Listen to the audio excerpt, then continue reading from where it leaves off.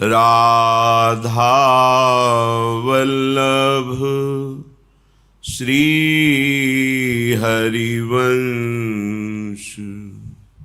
Radha Vallabh Shri Harivansh. Radha Vallabh Shri Harivansh. Radha Vallabh Shri Harivansh. Vrindavaneshwari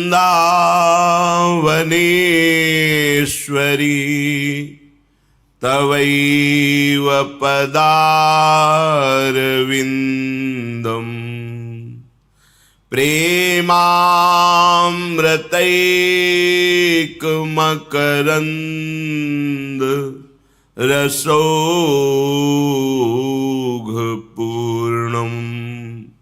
हृद्यर्पितं मधुपते स्मरतापमुग्रम्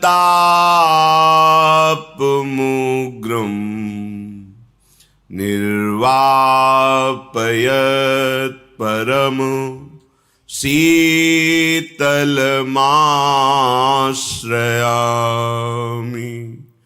निर्वापयत् Param शीतलमाश्रयामि।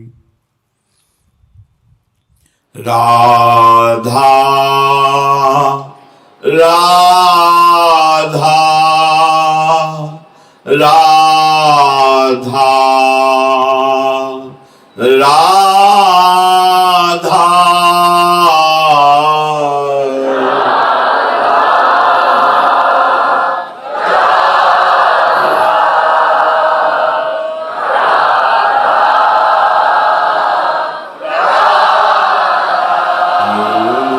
Radha Radha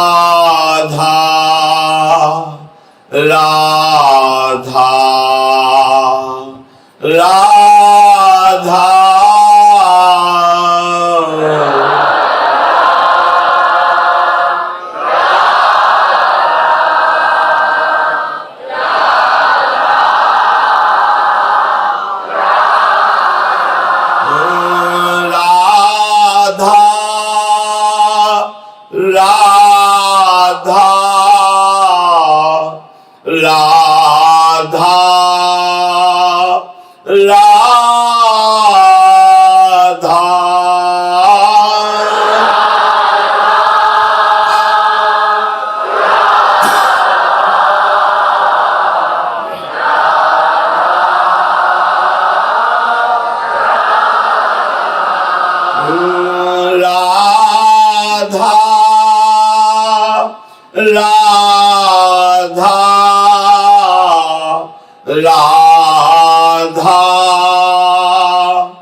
Radha Radha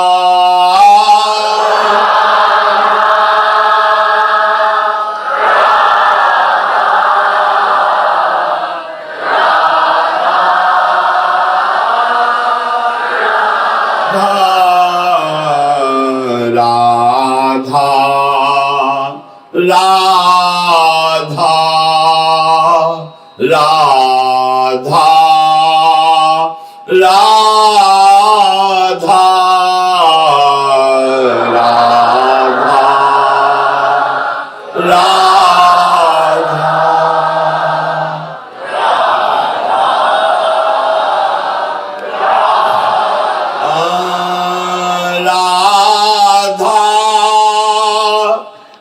Radha Radha Radha